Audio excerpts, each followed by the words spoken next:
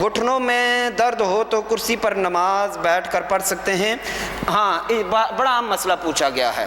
کرسیاں ہماری مسجد میں بھی ہیں، ہر مسجد میں آپ کو نظر آئیں گی۔ سرکار کے دور میں کرسی نہیں تھی، سرکار کے دور میں کرسی نہیں تھی۔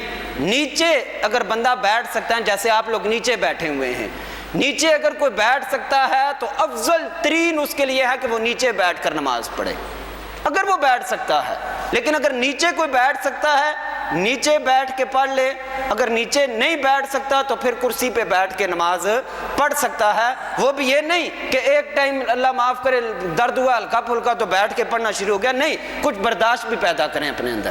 باقی کرسی کا مکمل ایک طریقہ ہے، وہ انشاءاللہ میں بعد کے ٹائم کسی ٹائم بتا دوں گا۔ ویسے میری یوٹیوب پر یہ ویڈیو موجود ہے، کرسی پر بیٹھ کر نماز پڑھنے کا طریقہ کیا ہے، علامہ صہیب احمد نقشبندی لکھیں گے، آگے وہ ویڈیو آ جائے گی انشاءاللہ۔